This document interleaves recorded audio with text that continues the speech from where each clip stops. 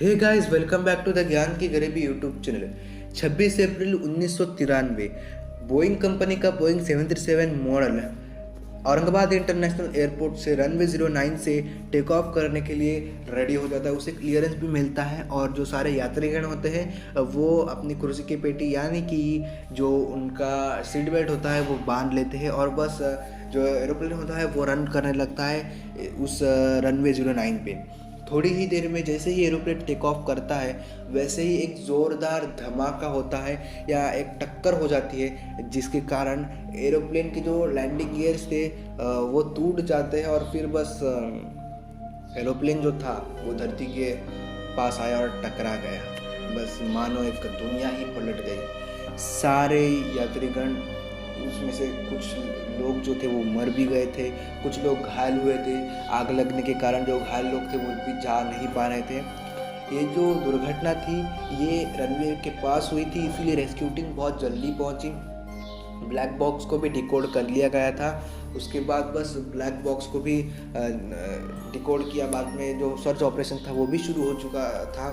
Rescue team ने rescue भी कर लिया, पर केवल और केवल 118 पैसेंजर्स में से 63 ही बच गए। मतलब 63 पैसेंजर ही बच गए 118 में से, बाकी के सारे मर गए। बेसिकली जो रनवे 09 था वो 9229 फीट लंबा था और बोइंग 737 मॉडल के लिए सिर्फ 7000 फीट ही बस होता है टेक ऑफ के लिए। तो ये एक पायलट एरर था, ये एक ट्रक का एरर था, ये एक एटीसी का एरर था, पता नहीं।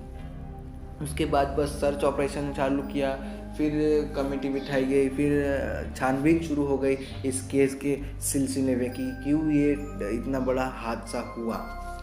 बस बाकी तब गर्मियों का सीज़न था, इसीलिए तब जो एयर थी वो सारी स्कैटर्ड भी हो चुकी थी कि एयर पतली हो जाती है गर्मियों के सीज़न में, बस वही होना था। और इसका भी एक कारण निकला इस प्लेन के इतनी बड़ी दुर्घटना से। तो आइए जानते हैं कि जो रिपोर्ट आया था उससे कि ये दुर्घटना हुई क्यों। रिपोर्ट में ऐसा लिखा था कि जो ट्रक था वो ट्रक असल में रनवे पे था ही नहीं, यानी कि जिस ट्रक के हम बात कर रहे हैं वो ट्रक रनवे पे ही नहीं था। वो ट्रक एक हाईवे पे था, ट्रक हाईवे से जा रहा था और सारी चीज़ें परपेंडिकुलर थी, यानी कि ट्रक बराबर हाईवे से जा रहा था। जो एरोप्लेन था वो भी टेक ऑफ करने वाला था, पर एरोप्लेन को थोड़ी सी देर लगी टेक ऑफ करने के लिए, इसलिए उसका एल्टीट्यूड कम होने के कारण वो इस ट्रक से टक्कर हो गई दोनों की और फिर बस दुनिया पलट गई।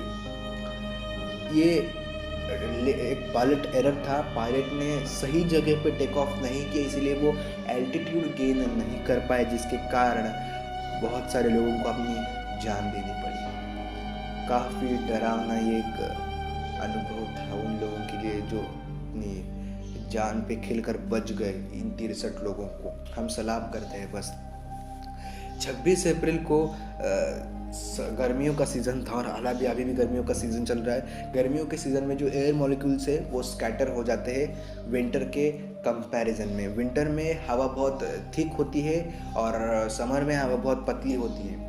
हवा पतली होने के कारण समर में एरोप्लेन को ज़्यादा थ्रस्ट नहीं मिल पाती, इसलिए एरोप्लेन्स को थोड़ा सा ज़्यादा बड़ा रनवे लगता है टेक ऑफ करने के लिए। और यही चीज़ बोइंग 737 के साथ भी हुई। ये गर्मियों का सीज़न था, इसीलिए इस बोइंग 737 को 7000 फीट का कम पड़ा, इसलिए रनवे से आगे चला गया ये एरोप्लेन। उसके बाद बस करीब 8000 फीट पे या थोड़ा सा आगे जाने के बाद इसने टेक ऑफ कर लिया, पर बेहद काफ़ी गलत एक्सपीरियंस था इस फ्लाइट के लिए, क्योंकि पूरा अनजाने से सारी चीज़ें गलत हो गए और उसके बाद बस मर गए सारे लोग। 118 में से सिर्फ गाइस 63 लोग बच गए।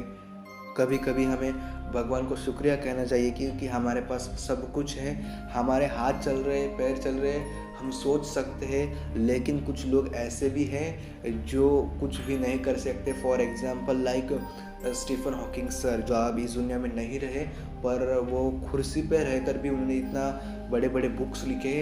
हम चल फिर सकते तभी भी एक बुक या एक पेज भी नहीं लिख पाते खुद के एक ओन आइडिया से। सोचो हमारी इमेजिनेशन और उनकी इमेजिनेशन। सलाम है उन पायलट को, उन लोगों को जो इस दुर्घटना में मर गए थे, उनका देहांत हो गया था। सो गाइस, आपको ये केस स्टडी मेरी कैसी लगी कमेंट सेक्शन में ज़रूर बताना। तो मिलते हैं अगली वीडियो में, तब तक के लिए जय हिंद, वंदे मातरम।